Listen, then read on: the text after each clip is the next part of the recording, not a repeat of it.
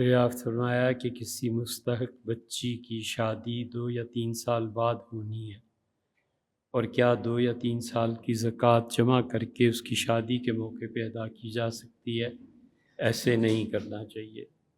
شرعی اعمال میں زکوٰۃ خالصتاً غریبوں کا حق بنتا ہے۔ کسی کو یہ اختیار حاصل نہیں ہے کہ وہ زکوٰۃ کی رقم جوڑ کے رکھ لے اور پھر 2 یا 3 سال بعد اسے دے۔ زکوٰۃ اور حج 2 عبادتیں ایسی ہیں جو فوری طور پر واجب ہو جاتی ہیں۔ مثلاً ذی قعدہ میں اس انسان کے پاس اتنا مال آ گیا کہ ذی الحج میں وہ حج کر سکتا ہے، اور کوئی اور پرابلم نہیں ہے، حکومت کی ممانعت، ویزے کا نہ ملنا وغیرہ وغیرہ، تو حج فوری طور پہ فرض ہو جائے گا۔ اسی طرح زکوٰۃ کی تاریخ جو قمری مہینے کی آ گئی تو اس میں بھی زکوٰۃ فوری طور پہ غریبوں کے لیے ان کو دینا، ان کو پہنچانا واجب ہو جاتا ہے۔ صرف ایک صورت باقی رہ جاتی ہے، ممکن ہے آپ اس سے فائدہ اٹھا سکیں کہ کسی آدمی کو یہ خیال ہوا کہ اگر زکوٰۃ کے 1 لاکھ میں نے دیے تو یہ سارا ابھی خرچ کر دیں گے۔ اب وہ اس 1 لاکھ روپے کو اپنے مال سے الگ کر کے رکھ لیتا ہے، اس پیسے سے بزنس نہیں کرتا، کچھ بھی نہیں کرتا، اور ہر مہینے 8,000 10,000 دے دیتا ہے کہ چلو غریب لوگ ہیں، ان کو ایک آسرا رہے گا کہ ہر مہینے 8-10 ہزار یہاں سے مل جائیں گے، تو یہ پھر اس کے لیے جائز ہے، بشرطے کہ اس مال سے تجارت نہ کرے، کچھ نہ کرے، تو اسے 11 مہینے بقیہ دیتا رہے تاکہ اس کے گھر کا گزارا چلتا رہے۔ یہ ہیلہ ہی ہے بس، لیکن ہے جائز۔ اور زکوٰۃ کی ورنہ فی الفور مالک بنا دینا اور غریب آدمی کو فوری طور پہ اس کی ملکیت میں دے دینا، یہ ضروری ہے۔ ہمارے ساتھ بھائیوں کی طرح جن کا رویہ ہے وہ سعود القادر صاحب، انہوں نے سوال پوچھا ہے کہ سونے اور چاندی میں جو نگینے جڑے ہوئے ہوتے ہیں، اس صورت میں زکوٰۃ کا حساب کیا ہے؟ 2 قول ہیں فقہا کے۔ فقہا میں سے کچھ حضرات اس طرف گئے ہیں، شوافی اور موالک وغیرہ، کہ وہ کہتے ہیں کہ نگینے 2 طرح کے ہیں۔ اس پہ تو خیر سب متفق ہیں کہ نگینے ایسے اس کے پاس ہیرے جواہرات فیروزہ کوئی بھی پتھر پڑے ہوئے ہیں تو ان پتھروں پہ مطلقاً زکوٰۃ واجب نہیں ہوتی، صرف پتھروں پہ۔ 10 کروڑ کا ہیرا پڑا ہوا ہے اس کے پاس، کوئی زکوٰۃ نہیں۔ جب یہ جڑاؤ میں لگ جائیں، جب یہ سونے چاندی میں فکس کر دیے جائیں، تو اب دیکھنا یہ ہے کہ سونے اور چاندی میں فکس کرنے کے بعد کیا سونے چاندی کی یا خود ہیرے کی یا اس نگ کی آرائش، زیبائش، خوبصورتی بڑھ جاتی ہے؟ تو مالکی فقہا کہتے ہیں کہ اگر بڑھ جاتی ہے تو پھر اس نگینے پر بھی زکوٰۃ آئے گی۔ وہ کہتے ہیں اس لیے کہ اس نے سونے یا سونے نے اس کی شکل و صورت میں حسن کا اضافہ کیا، پہننے کے قابل بنا دیا، تو اس پہ زکوٰۃ آئے گی۔ لیکن اصل مسئلہ سعود صاحب ہمارے حنفی فقہا کیا ہے؟ ہمارے حنفی فقہا کہتے ہیں آسان مثال ہے کہ مثلاً 6 ماشے کا کوئی پتھر ہے، 1 تولے سونے میں جڑا ہوا ہے، تو کہتے ہیں 6 ماشے کا جو پتھر ہے اس پہ زکوٰۃ نہیں آئے گی، اور وہ جو 1 تولہ سونا ہے اس پہ زکوٰۃ آ جائے۔ 2 قول ہو گئے نا کل مجموعی اعتبار سے، ایک یہ کہ سونا 1 تولے، 6 ماشے کا پتھر ہے، تو 6 ماشے کا جو پتھر ہے وہ سونے کے انڈر آ کے تابع ہو کے اس کل مجموعے پہ زکوٰۃ دی جائے۔ خیال میں آیا ہوگا؟ اس پہ مالکی فقہا بہت زیادہ کرتے ہیں، وہ کہتے ہیں بالکل پوری زکوٰۃ دینی چاہیے۔ حنفی فقہا عمومی طور پہ اور امت کے باقی فقہا قائل ہیں اس بات کے کہ اگر ہیرے جواہرات بالکل الگ پڑے ہوئے ہیں، نہ سونا نہ چاندی کچھ چیز کے ساتھ نہیں، تو اس پہ زکوٰۃ آئے گی۔ 2 ہو گئے۔ تیسرا قول خاص طور پہ حنفی فقہا کیا ہے؟ وہ کہتے ہیں وہ 1 تولہ سونا جو ہے اس پہ زکوٰۃ آ جائے گی، یہ جو نگ ہے نا 6 ماشے کا، اس پہ زکوٰۃ نہیں آئی۔ امید ہے مسئلہ انشاءاللہ واضح ہو گیا ہوگا۔ ایک عورت کے پاس پچھلے 7 سال سے 8 تولے سونا ہے اور زکوٰۃ ادا نہیں کی گئی، زکوٰۃ کی ادائیگی کا کیا طریقہ ہوگا؟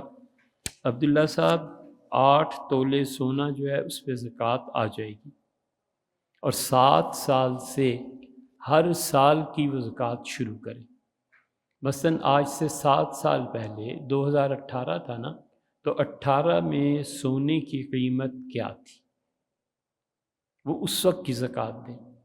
پھر 19 میں سونے کی قیمت کم ہو گئی یا بڑھ گئی، اور یہ جو زکوٰۃ دی ہے اس سے سونا کم ہو گیا یا بڑھ گیا، یہ دونوں چیزیں دیکھنی ہیں۔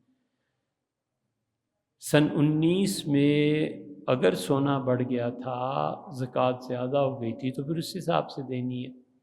اس عورت نے 18 کی زکوٰۃ سونے سے ہی کاٹ کے دے دی، تو 8 تولے کی بجائے فرض کر لیجئے وہ 6 تولے رہ گیا۔ اگر 6 تولے رہ گیا تو اس پہ زکوٰۃ نہیں ہے، زکوٰۃ تو 7 کے بعد شروع ہوگی نا۔ تو زکوٰۃ دیتے دیتے جب وہ سال آ جائے جس سال میں اس کے پاس قابل زکوٰۃ سونا نہ رہے، تو اب اس پہ زکوٰۃ ہوگی۔ اور جو زکوٰۃ دینی ہے وہ جو اب ہے نا، گزشتہ سالوں کی زکوٰۃ جو واجب ہو گئی ہے، تو موجودہ سال موجودہ سال کی قیمت کے اعتبار سے دینی ہے۔ مثلاً اس وقت سونا 70,000 روپے تولا، تو فرض کر لو آج 1,00,000 روپے تولا ہے، تو لاکھ کے حساب سے زکوٰۃ نکالی جائے گی۔ زکوٰۃ کا اصول یہ ہے کہ انفع للفقراء، جس میں غریب فقیر آدمیوں کو زیادہ سہولت ملتی ہو۔ حدیث کا تو یہ پہلے ہو چکا بھائی۔ تراویح میں قرآن کریم سنانے پر اجرت لینا، ہم ہمیشہ یہی کہتے آئے ہیں کہ جہاں بھی امام اجرت پہ طے کرتا ہے کوئی ثواب نہیں ہوتا، نہ سننے کا نہ پڑھنے کا۔ سیدھی طرح 10 چھوٹی صورتوں سے اپنے گھر میں قرآن پڑھ لے، ایک ہی صورت آتی ہے 20 مرتبہ دہرا لے، کوئی ثواب اس کا نہیں ہوتا۔ اس لیے تراویح میں قرآن کریم سنانے پر جو رقم حافظ صاحب کو دیتے ہیں نا، اس کی پہلی صورت تو یہ ہے کہ باقاعدہ اجرت طے کی جاتی ہے۔ ہاں جی میں آؤں گا قرآن سناؤں گا، وہ کہتے ہیں ہم 1,00,000، وہ کہتا ہے نہیں جی 1.5 لاکھ۔ اچھا دوسری مسجد میں وہاں 80,000 مل رہا ہے، کہتا ہے نہیں جی 80 نہیں لاکھ مل رہا ہے۔ یہ بالکل حرام اور ناجائز ہے، یاد رکھو، حرام اور ناجائز۔ نہ قرآن پڑھنے کا ثواب ہے، نہ قرآن سننے کا ثواب ہے۔ یہ 20 رکعتیں چپ کر کے گھر جائے اور پڑھے، ایسے امام کے پیچھے نماز نہیں پڑھنی چاہیے۔ دوسری چیز یہ ہے کہ طے کچھ نہیں ہوا، لیکن یہ تو پتہ چلا 26ویں کو 27ویں کو جب قرآن پاک مکمل ہوا تو انہیں کہا حضرت بس بہت شکریہ آپ کا، رومال اٹھائیں اور چل پڑے۔ اس پہ وہ کہتا ہے کہ مجھے پیسے دیں، مجھے اجرت دیں، آپ نہیں دیں گے تو ناراضگی ہوگی۔ یہ ناجائز صورت، پتہ چل جاتا ہے نا آخر کہ اسے آخر پہ کچھ دینا پڑے گا، یہ ناجائز صورت۔ ان دونوں صورتوں میں تراویح کا کوئی ثواب نہیں۔ تیسری صورت یہ ہے کوئی اللہ کے لیے سنائے، جیسے یہاں اس مسجد میں قاری صاحب ماشاءاللہ اللہ کے لیے سناتے ہیں، کوئی طلب نہیں، نہ دو توقیہ اور دے دو توقیہ، دونوں صورتیں برابر ہو جائیں۔ پھر تراویح پڑھنے والے خوش ہو کے اپنی طرف سے کوئی چیز دیتے ہیں، قاری صاحب رکھ لیتے ہیں، کوئی حرج نہیں، وہ ٹھیک ہے ایک صورت۔ اور وہ یہ ہے کہ یہ کوئی بھی چیز بکنے کے لیے نہیں آتی، مارکیٹ کے لیے نہیں۔ فطرانہ دیتے وقت مد کا تعین ضروری ہے۔ مثال کے طور پہ میں نے کسی مستحق کو 4 افراد کی طرف سے 1,000 روپے دے دیے، تو کیا فطرانہ دوبارہ ادا کرنا پڑے گا؟ یہ جاننا چاہیے کہ فطرانے کی جو رقم دی جاتی ہے نا، اس رقم کو الگ کرتے ہوئے فطرانے کی نیت ضروری ہے۔ عید کے دن دے، عید سے پہلے، جب بھی اس نے فطرانہ ادا کرنا ہے، نیت کرنا ضروری ہے کہ یہ مال وہ ہے جو اللہ نے ضروری قرار دیا ہے، اس کو ادا کر رہا ہوں۔ اور نیت جب کر لی تو رقم متعین ہو گئی۔ اور کسی مستحق شخص کے پاس اب وہ پہلے پیسے اس نے دے دیے. آپ کے غالباً سوال کا مقصد یہ ہے کہ اس نے فطرانے کے پیسے پہلے دے دیے، نیت نہیں کی. تو مسئلہ باریک ہے. نیت وہ کب تک کر سکتا ہے؟ ایک صورت تو یہ ہے کہ دینے سے پہلے اس نے نیت کی، ٹھیک ہو گیا. ایک صورت یہ ہے کہ اس نے 1000 روپیہ دیا اور ابھی اس نے 1000 روپیہ خرچ نہیں کیا، وہ 1000 غریب کے پاس ویسے ہی ہے. اس نے نیت کر لی کہ اللہ یہ فطرہ کے طور پہ ہے، یہ زکوٰۃ ہے، کیونکہ پیسہ بھی موجود ہے نا، خرچ نہیں ہوا، تو بھی نیت کا اعتبار ہے، ہو جائے. لیکن اگر اس نے خرچ کر دیا اور اس نے نیت نہیں کی تھی، یہ تیسری صورت ہے، تو اسے پھر سے زکوٰۃ یا فطرانہ ادا کرنا پڑے گا. اب کوئی صورت نہیں ہو سکتی. ہمارے نزدیک زکوٰۃ میں، فطرہ میں سب جگہ نیت ضروری. بڑا نازک سوال پوچھا ہے بھئی آپ نے، اور آپ نے اس سوال پہ ہمیں وہ بھیج دیا ہے ساتھ کلپ بھی. تو کوئی ڈر نہیں ہے کہ ہم اس مسئلے کو بیان نہ کریں. حضور صلی اللہ علیہ وسلم نے فتویٰ جو ہے نا، اس پہ بڑی تنبیہ فرمائی ہے. ہم کیوں کسی سے ڈریں بھئی؟ ہمیں کیا ضرورت پیش آ گئی ہے ایسی مصیبت؟ فتویٰ ہے، اپنی جگہ پہ قائم ہے. بڑا یا چھوٹا جو بھی شریعت کے خلاف فتویٰ دے گا، ضرور اس کے متعلق بات کرنی چاہیے. سمجھے؟ ہے بڑا نازک مسئلہ. آپ نے جو کلپ بھیجا ہے وہ ڈاکٹر اسرار صاحب کا ہے، اور ڈاکٹر اسرار صاحب نے یہ فرمایا کہ زمین بیچنے اور خریدنے میں جو ایجنٹس دونوں طرف سے پیسہ لیتے ہیں وہ پیسہ حرام ہے. انہوں نے کہا اجناس کی منڈی میں جو دونوں طرف سے پیسہ لیتے ہیں یہ حرام ہے. یہ ملک انہی حرام کاموں سے چل رہا ہے. بہت واضح ہے. حالانکہ ان کی یہ بات 100% غلط، کوئی حرام نہیں. انہیں اول تو حق ہی نہیں پہنچتا تھا کہ دارالافتاء میں آئے اور فتویٰ دیں. عجیب قوم ہے، اس کو کوئی سمجھا سکتا ہے؟ یار ایک آدمی جو محض اسلامی جمعیت کا ناظم رہا ہے اور بولنا آ گیا ہے، بس ٹھیک ہے، اب وہ مفتی بھی بن گئے، اب وہ دین پہ بھی. آپ نے ساری زندگی میڈیکل میں بسر کیا ہے، بسم اللہ. اگر ہم یہ کہیں کہ یہ گولی نہیں، یہ گولی، جوتے ماریں، ہمارا حق نہیں ہے یار. آپ کا اپنا فیلڈ ہے. آپ کب سے اس قابل ہو گئے کہ آپ افتاء میں اور فتوے کے کام میں دخل دیں؟ اچھے مفتی فتویٰ دیتے ہوئے گھبراتے ہیں. ہم لوگ محض ناقل ہوتے ہیں کہ فلاں کتاب میں یہ لکھا ہے، فلاں نے یہ مسئلہ، فلاں نے یہ مسئلہ، بس اتنی بات کرتے ہیں. خود سے فتویٰ دینا پڑ جائے تو دانتوں پسینہ آتا ہے. اللہ کا جتنا خوف بڑھ جاتا ہے، فتویٰ دینے میں اتنی احتیاط کرتے. ہم نے کبھی 3 طلاق کے مسئلے پہ دستخط نہیں کیے. آئے دن کا مسئلہ ہے. کبھی، اور کبھی کسی کے کفر کے فتوے پہ دستخط نہیں کیے. ڈر لگتا ہے بابا اس کے دل میں ایمان ہو اور ہم دستخط کر دیں کہ یہ کافر ہے، یہ چیز ہے، اللہ پکڑ لے تو کون چھڑائے گا.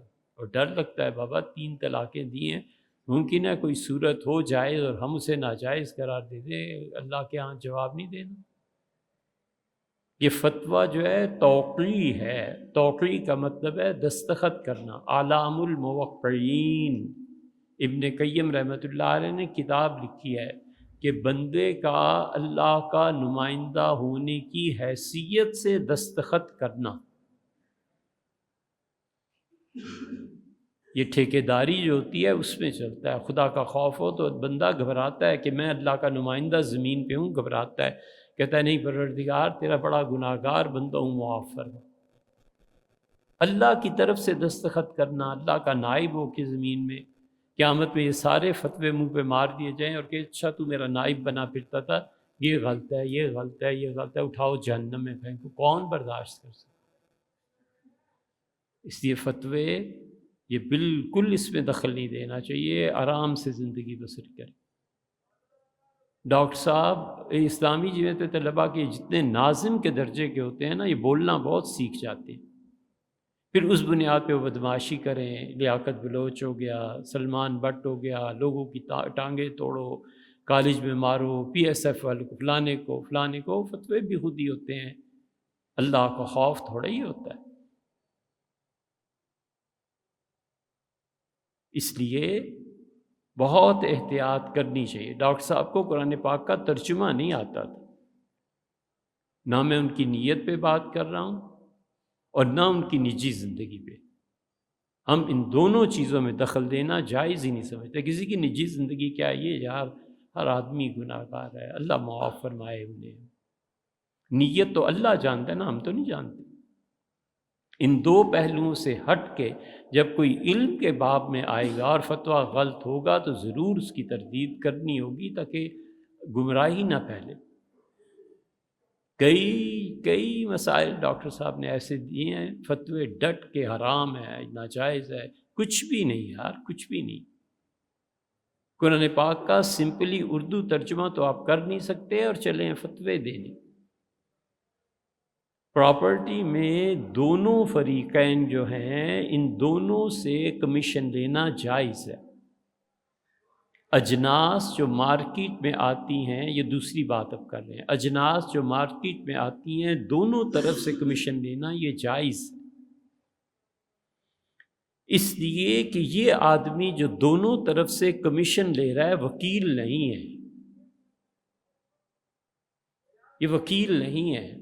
انہوں نے تجویز کیا ایک آدمی کو کہ میرے لیے گھر ڈھونڈ دیجئے، دوسرے نے کہا کہ میرے گھر بکوا دیجئے، یہ دونوں کی سنتا ہے، دونوں طرف محنت کرتا ہے، اس سے 1% لے لیتا ہے، دوسرے سے 2% لے لیتا ہے، جتنا بھی لیتا ہے، یہ سب چیزیں جائز ہیں۔ خریداری ہو، کرایہ ہو، دونوں فریقوں سے اس طرح بروکر بن گیا نا، تو بروکر کی حیثیت سے یہ بھی جائز ہو گیا اور وہ بھی جائز ہو گیا۔ اور اگر بروکر جو ہے ایک طرف کا وکیل بنے، اگر وکالت میں آئے گا تو تب جا کر دوسری طرف ناجائز ہوگی، اور وکیل کوئی نہیں بنا کرتا۔ ڈاکٹر صاحب نے یہ اپنے اس میں کہا ہے کہ یہ وکیل ہوتا ہے، حالانکہ اس کی حیثیت وکیل کی ہوتی ہی نہیں۔ ہمیں کون سا شوق پڑا ہے کہ لوگوں کے حرام حلال میں دخل دیتے پھریں، مگر شرعاً مسئلہ یہی ہے کہ جتنے پراپرٹی ڈیلرز دونوں طرف سے کمیشن لیتے ہیں یہ سب جائز، سب درست ہے۔ فقہا نے بہت صراحت سے اسے لکھا ہے، تنقیح فتاوی حامدیہ ہے، در مختار ہے، شامی ہے، وہاں دلائل کو دیکھ لینا چاہیے، یہ ان چیزوں میں نہیں پڑھنا چاہیے۔ اور بہت سی چیزیں، یہ جتنے بھی اسلامائزیشن کے ٹھیکیدار بنے ہوئے ہیں نا، اور موٹیویشنل سپیکرز، یقین مانو انہیں ناظرہ قرآن نہیں پڑھنا آتا، اور وہ دخل دیتے ہیں فتوے میں جا کے۔ یقین مانو انہوں نے زندگی میں کچھ نہیں پڑھا، جو ان کی فیلڈ ہے، انجینئر ہے، ڈاکٹر ہے، مفتی کو کیا حق پہنچتا ہے کہ ڈاکٹر صاحب یہ دوائی جائز ہے اور یہ دوائی ناجائز ہے؟ کیوں بھئی، تم نے کتنا پڑھا؟ تمہیں کچھ نہیں پتا، چپ کرو، ڈاکٹر کے سامنے کیا بولنا ہے؟ یہ تو کھلی چھٹی ہو گئی نا، پھر وہ اس کے کاموں میں دخل دے، وہ اس کے کاموں میں دخل دے، تو وہی حال ہوگا جو اب ہے۔ سعودیہ میں رہتا ہوں اور سعودیز کو میں نے دیکھا ہے کہ جو لوگ فرض نماز کے لیے کھڑے ہوتے ہیں اپنی جیب میں رکھی ہوئی مسواک سے مسواک کرتے ہیں۔ میں نے زاد المعاد میں دیکھا کہ حضور اقدس صلی اللہ علیہ وسلم جب نماز کے لیے کھڑے ہوتے تھے تو مسواک کی تجدید فرماتے تھے۔ کیا وضو کیے ہوئے زیادہ دیر ہو جائے تو مسواک سے تجدید کر سکتے ہیں؟ دیکھیں مسئلہ یہ ہے کہ رسول اللہ صلی اللہ علیہ وسلم لولا ان اشق علی امتی، اگر میری امت پہ مشقت اور تکلیف کا مجھے ڈر نہ ہوتا، امرتہم بالسواک عند کل صلاۃ، میں انہیں حکم دیتا کہ ہر نماز کے وقت وہ مسواک کریں۔ اس لیے شافعی حضرات کا مسلک یہ ہے کہ وہ کہتے ہیں 2 مرتبہ مسواک کی جائے گی، وضو میں بھی اور نماز کے آغاز میں بھی۔ تو اس لیے وہ صف میں جب کھڑے ہوتے ہیں، یہی مسلک حنبلیوں کا بھی ہے۔ سعودی چونکہ حنبلی ہیں اس لیے وہ دونوں چیزوں پہ عمل کرتے ہیں، مسواک وضو کرتے ہوئے بھی اور نماز کے وقت بھی۔ اور احناف کے ہاں مسواک وضو کی سنت ہے، نماز کی نہیں۔ لہٰذا ہمارے نزدیک وضو کرتے ہوئے جو مسواک کر لی وہ کافی، ہمارے حضرات اس کی اجازت نہیں دیتے، کیونکہ اجتہادی مسئلہ ہے نا۔ حضور اقدس صلی اللہ علیہ وسلم عند کل صلاۃ، ہر نماز کے، اور ایک کی مرتبہ فرمایا وضو، تو وضو اور نماز جب دونوں کے متعلق حکم آ گیا تو اب اجتہاد کی راہ کھلی۔ امام احمد ابن حنبل رحمۃ اللہ فرمایا دونوں مرتبہ، شافعی رحمۃ اللہ علیہ دونوں مرتبہ، حنفیوں نے کہا کہ اصل یہ ہے کہ راویوں کا اختلاف ہے۔ امام ابو حنیفہ رحمۃ اللہ نے فرمایا کہ ہمارے نزدیک حدیث کا مطلب یہ ہے کہ ہر نماز سے پہلے وضو کرے گا تو وضو کی ابتدا میں مسواک کا حکم ہے، اور مقصد یہ ہے کہ ہر نماز کے وضو سے پہلے مسواک کی جائے۔ عین نماز کے وقت کھڑے ہونا اور مسواک کرنا حنفی فقہا اسے درست قرار نہیں دیتے۔ وہ کہتے ہیں کہ ایک تو اگر دانتوں سے خون نکل آیا تو پھر کیا ہوگا، وضو ٹوٹ گیا، اب نماز کیسے پڑھے گا؟ اتنا بڑا مجمع ہے، کس کو چیر کے کہاں جائے؟ اس لیے وہ کہتے ہیں وضو میں کرو جو کچھ کرنا ہے۔ اور دوسری چیز یہ بھی ہے کہ امام حنیفہ رحمۃ اللہ فرماتے ہیں کہ مسواک کرنا سنت ہے، اور وہ صرف اس لیے کی جاتی ہے کہ منہ کو صاف کیا جائے، تو یہ وضو میں حاصل ہو جاتا ہے، اور خون نکلنے سے وضو ٹوٹ جاتا ہے۔ اب امام احمد ابن حنبل رحمۃ اللہ کو دیکھیں تو وہ کہتے ہیں خون نکلنے سے بھی وضو نہیں ٹوٹتا، اس لیے ان کے نزدیک اگر نماز کے کھڑے ہوتے وقت مسواک کر لی جائے، خون نکل بھی آئے تو وضو نہیں ٹوٹے گا، ہمارے نزدیک وضو ٹوٹ جائے گا۔ تو اس لیے حدیث میں جو چیزیں آئی ہیں بہت دقت نظر سے سمجھنی پڑتی ہیں، دیکھنا پڑتا ہے کہ کس کے کیا دلائل ہیں۔ جو آپ نے فرمایا زاد المعاد میں، تو صاحب زاد المعاد ابن قیم رحمۃ اللہ علیہ خود حنبلی تھے، تو انہوں نے اپنے مسلک کے مطابق بالکل فتویٰ دیا۔ تو اتنے بڑے آدمی ہیں، ہم جیسوں کا یہ کہنا کہ انہوں نے فتویٰ صحیح دیا ہے، اللہ معاف کرے کہیں بے ادبی نہ ہو جائے، وہ اتنے بڑے آدمی ہیں ابن قیم رحمۃ اللہ علیہ۔ تو اس سے ہمارے فقہا سے منع کرتے ہیں، کہتے ہیں اصل میں عبادات میں، ساری عبادات اور پھر نماز میں خاص طور پہ حنفی جو ہے نا بہت محتاط ہیں، بہت زیادہ محتاط، کہ وہ سارے دین کی اصل جڑ اسے قرار دیتے ہیں نماز کو۔ تو اس سے ہمارے نزدیک یہ درست ہے۔ ایاز صاحب نے دریافت فرمایا ہے کہ کیا فطرانے کے پیسوں سے افطاری کروائی جا سکتی ہے؟ دیکھیں، افطاری میں 3 درجے ہیں۔ ایک درجہ یہ ہے کہ آپ نقد پیسہ کیش دے دیں، فطرانہ بھی ادا ہو گیا، غریب کا کام بھی ہو گیا۔ دوسری صورت یہ ہے کہ دسترخوان بچھا کر سامنے رکھ دیا جائے کھانا، اور اتنی آزادی دسترخوان پہ بیٹھنے والی کو حاصل ہو کہ وہ اس کو اٹھا کے گھر لے جائے، کوئی اعتراض نہیں، مالک بنا دیا، مالک ہو گیا۔ تو جب مالک بنا دیا، وہ کھانا اٹھا کے گھر لے کے، بالکل ٹھیک کیا اس نے، اس کا حق ہے یار۔ پیسے کو آپ نے خوراک میں تبدیل کر دیا، خوراک کو لے گیا، بس ختم ہو گئی بات۔ تیسری صورت جو ہے نا، فقہا اسی لیے کہتے ہیں کہ جب دعوت ہو تو کسی کو یہ کہنا کہ یہ ڈش آپ لے لیں، پلاؤ اٹھا کے دوسرے کو دے دینا، کچھ فقہا کہتے ہیں جائز نہیں ہے۔ وجہ اس کی یہ ہے کہ جو کھانا رکھا گیا ہے یہ تمہاری ملکیت نہیں ہے، تمہیں مالک نہیں بنایا گیا، مباح کیا گیا ہے، جائز کیا گیا کہ یہ کھا لو۔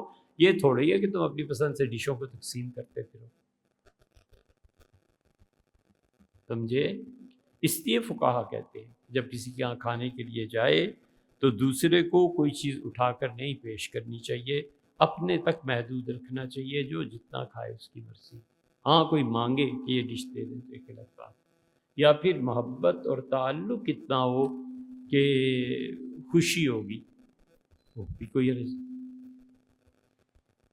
امام شافعی رحمۃ اللہ علیہ کی دعوت کی تھی مصر میں، ایک نواب تھا بہت بڑا، اپنے علاقے کا جاگیردار۔ امام شافعی رحمۃ اللہ علیہ نے اس کے نوکر سے ایک فرمائش کر دی، میں فلاں چیز لاؤ۔ اتنا وہ خوش ہوا، اتنا خوش ہوا، کہنے لگا تم جیسے جتنے ہیں نا سب کو آزاد کیا۔ تو اس سے کہا کیوں، کس وجہ سے؟ اس سے کہا میرے لیے قیامت میں فخر کی بات ہے کہ میرے مال، میری چیزوں میں سے امام شافعی رحمۃ اللہ علیہ نے کوئی چیز فرما دی کہ میرے لیے بڑی اعزاز ہے، دنیا میں بھی اور آخرت میں بھی، کہ انہوں نے اتنا کرم فرمایا، جو شخص کسی سے کچھ نہیں دیتا وہ میرے گھر آئے اور کوئی چیز طلب کرے، معراج ہو گئی وہ آدم۔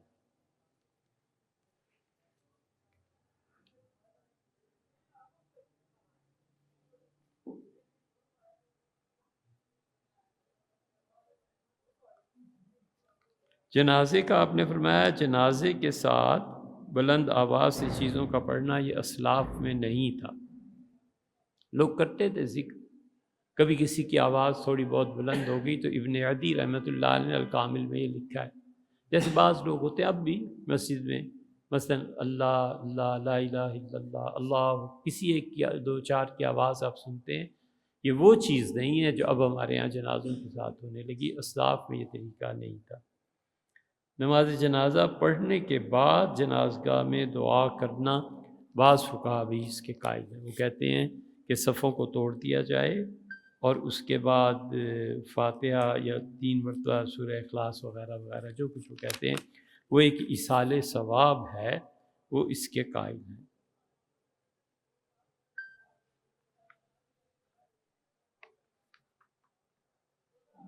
یہ معلوم نہیں ہے، ہمیں اس کی تحریر زیادہ دکھائی بھی نہیں دے رہی، اسے دیکھ کے پڑھ کے پھر بات کریں گے۔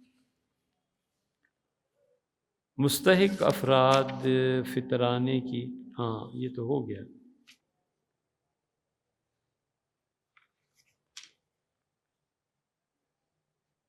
تو جو آپ نے کہا ہے نا مالک نہیں بنایا بلکہ کھانا کھلا دیا تو اس سے فطرانہ ادا نہیں ہوتا۔ گندم، جو، کھجور اور کشمش کے لحاظ سے صدقہ فطر کے 4 ریٹ رکھنے کا کیا مقصد ہے؟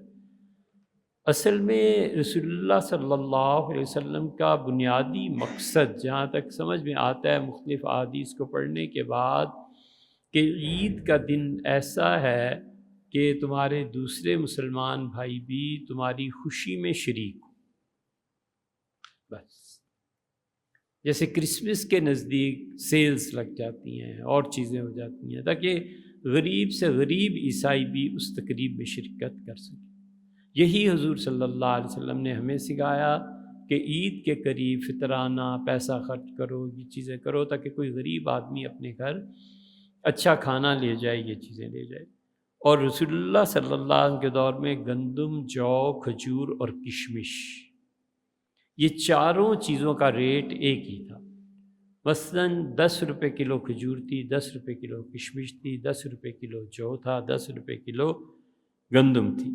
تو حضور صلی اللہ علیہ وسلم نے ایک قیمت مقرر فرما دی تھی۔ یہ 4 چیزیں عام طور پہ اہل مدینہ کھایا کرتے تھے، اس لیے مقرر کرنے میں صدقہ فطر کو آسانی تھی، اتنے ہی پیسے غریبوں کو مل جائیں، اتنی کی گندم دے دی، اتنے کی کشمش دے دی، اتنے کی کھجور دے دی، اتنے کے جو دے دیے، سب کی قیمت یکساں تھی۔ لیکن اب چونکہ یہ جو غذائی اجناس ہے نا، ان کو قیمت کے طور پہ استعمال نہیں کیا جاتا۔ اب گندم کھانے والے جو نہیں کھاتے، کھجور سے پیٹ نہیں بھرتا جو آدمی جو کھاتے ہیں، جو اور گندم نہیں کھاتا وہ اب جا کے اسے کہے کہ کشمش سے گزارا نہیں ہوتا، تو اس لیے یہ مختلف ہو گئے۔ تو صدقہ فطر ان 4 چیزوں سے ادا کیا جائے گا۔ حضور صلی اللہ علیہ وسلم نے 4 کا فرماتا ہے، گندم، جو، کشمش اور کھجور، یہ تھا مقصد۔ اس پہ خاص طور پہ ان لوگوں کو غور کرنا چاہیے جو عید کے قریب آنے پہ نا یہ قیمتیں بڑھا دیتے ہیں نا، پھلوں کی کچھ قیمت اور ٹماٹر پیاز وغیرہ سبزی، اس کی بھی ہر چیز کی قیمت بڑھ جاتی ہے، وہ در حقیقت شریعت کے مقصد کو قتل کرتے ہیں، وہ شریعت کے مقصد کو برباد کرتے ہیں۔ حضور صلی اللہ علیہ وسلم تو اس لیے رکھا تھا کہ غریب لوگ بھی شریک ہو، یہاں تو بڑوں کی بھی ہمت نہیں ہوتی کہ عید کے دن کوئی وسعت ہو جائے اور کچھ ہو جائے، کون کشمش لا سکتا ہے، کون ایسے کر سکتا ہے؟ تو اس لیے یہ اتنا بڑا ظلم ہے کہ وہ شریعت نہیں، مقاصد شرعیہ کو ختم کرتے۔ تو مقاصد شرعیہ جو شریعت میں چیز مطلوب ہے، غریبوں کو اپنی سطح پہ لانا، ان کی خوشیوں میں شریک ہونا، جو اس کو ختم کرتا ہے اسے نہیں پتا کہ اللہ اس سے کیسے ناراض ہو۔ صدقہ فطر اور قربانی کا نصاب ایک جیسا ہے؟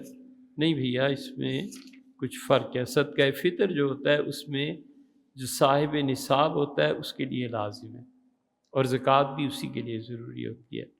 فطرانے کا نصاب الگ ہے، اور فطرانہ اور زکوٰۃ کے نصاب میں یہ فرق پڑتا ہے کہ زکوٰۃ کے نصاب میں مال کا، سونے چاندی، نقد رقم، مال تجارت، 4 پہ فرض ہوتا ہے نا، سونا، چاندی، مال تجارت اور کیش۔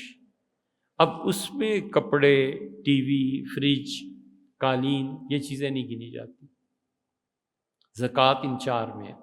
فطرانے میں یہ گنی جاتی ہیں کہ اگر اس کے پاس فالتو کپڑے پڑے ہوئے ہیں، ٹی وی پڑا ہوا ہے، اور چیزیں اس طرح کی ہیں، تو اس پہ سال کا گزرنا بھی شرط نہیں ہے، وہ اس کا نصاب، صاحب نصاب کو بنا دے گا۔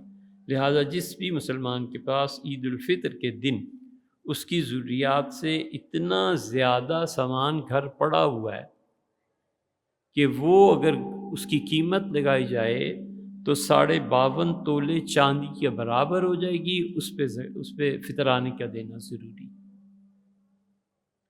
صوفہ سیٹ پڑے ہوئے ہیں، کتنے ہی پڑے ہوئے ہیں، فریج ہے، ٹی وی ہے، اپنے کپڑے ہیں، اہلیہ کے وغیرہ وغیرہ، حتیٰ کہ جو بچہ اس دن پیدا ہوگا اس کے بھی فطرانہ دینا ضروری ہے، تاکہ غریب لوگ اپنی زندگی کو اس سطح پہ لا سکیں کہ خوشیوں میں شریک ہو۔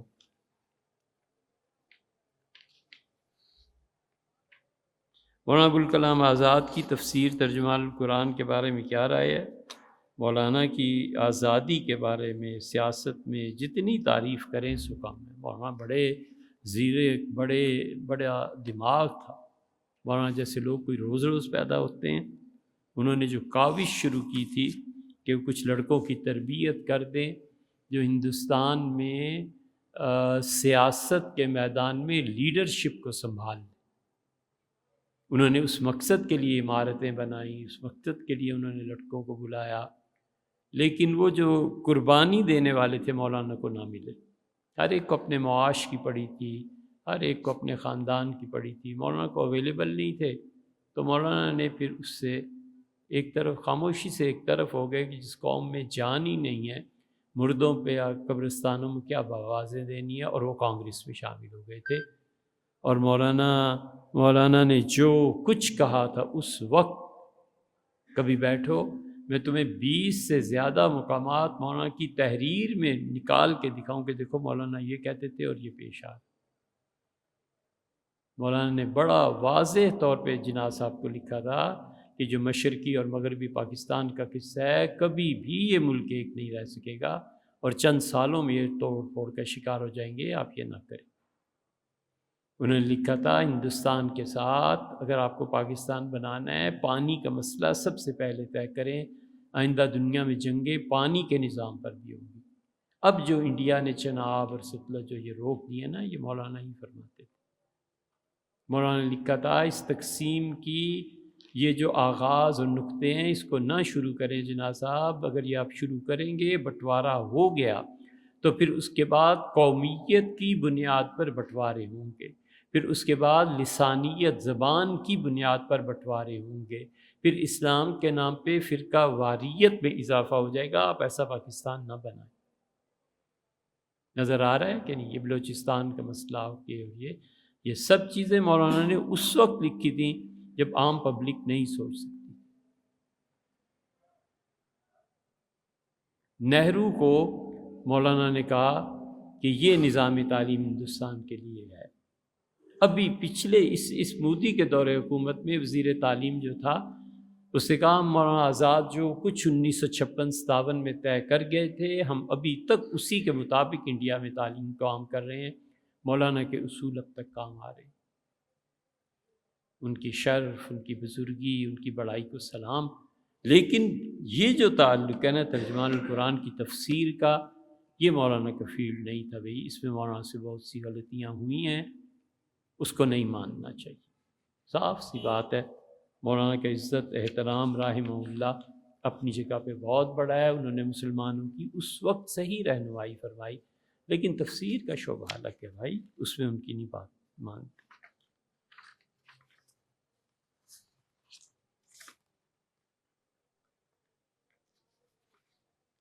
دانیال احمد صاحب انڈیا سے تحریر فرمایا کہ حضرت میں ایک طالب علم ہوں، جانتے ہی ہیں رہنمائی اس بات میں لینی ہے کہ الہات کو سمجھنے کے لیے اور دنیا میں الہات کو رد کرنے کے لیے کوئی مفید کتابیں بتا دیں۔ سعد عبداللہ، اچھا سعد عبداللہ کا سوال ہے۔ سعد صاحب پتہ چلے آپ پڑھتے کیا ہیں؟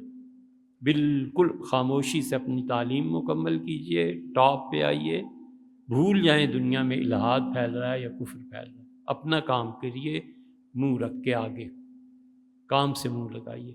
یہ کوئی طریقہ نہیں ہے کہ الہات پھیل رہا ہے تو کفر پھیل رہا ہے تو میری ساری تعلیم کا بیڑا غرق کر کے اس کا کیا فائدہ؟ آپ اپنا کام کرو یار۔ جب پڑھ جاؤ گے، کسی منصب پہ پہنچ جاؤ گے، معاشی طور پہ اطمینان ہو جائے گا، پھر اس رد الہات پہ آنا، پھر بات کریں گے اگر زندہ رہے۔ یہ سب شیطان کے مکر ہیں۔ طالب علمی کے زمانے میں ہمارے حضرت رحمۃ اللہ فرماتے تھے کہ اگر طالب علم کو کتاب اور مسجد کے علاوہ کوئی تیسری چیز یاد ہونا تو اس کے سر پہ جوتے مارنے چاہیے تاکہ وہ خناس شیطان نکلے اس کے دماغ سے۔ تعلیم کے دوران کہاں اتنی فرصت ہوتی ہے رد الہات کی؟ یہ کیا بات ہے؟ تعلیم کے دوران کہاں اتنی؟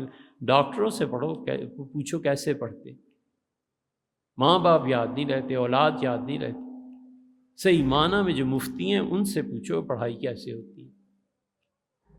اسی طرح زندگی کے بہت سے شعبے، یہ جنہوں نے وار کورس آرمی کا کرنا ہوتا ہے ان سے پوچھو کہ پڑھائی کیسے ہوتی ہے۔ یہ کوئی طریقہ ہے کہ آپ ابھی دوران تعلیم اور رد الہات کچھ نہیں ہے؟ پڑھو یا پھر کسی اور کے پاس چلے جاؤ جہاں موٹیویشنل طریقے پہ لوگوں کو خراب کیا جاتا ہے۔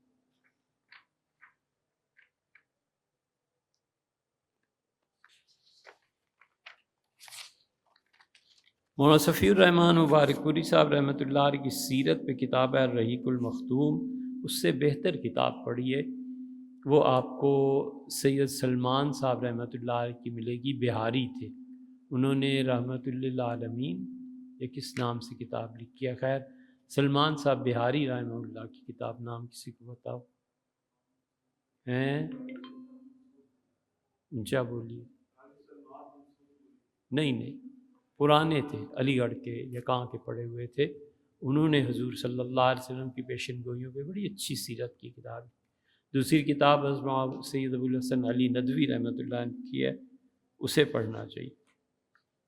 مفتی صاحب ہندوستان میں مسلمانوں پر ظلم بڑھ گیا ہے، نعرہ دیا جاتا ہے کہ پاکستان یا قبرستان، ہمیں لگتا ہے ہم قیام پاکستان کے لیے کفارہ پیش کر رہے ہیں۔ اس صورتحال میں ہندوستانی مسلمان کیا کریں؟ ہمیں تو ساری دنیا کے مسلمان، کیا فلسطینی اور کیا انڈین اور کیا کشمیر اور کیا فلپائن، صرف ایک ہی حل ہمیں پتہ ہے، وہ یہ کہ پڑھو، کام کرو، محنت کرو، اس مقام تک پہنچو جہاں پہنچ کے دو چیزیں حاصل ہوتی ہیں،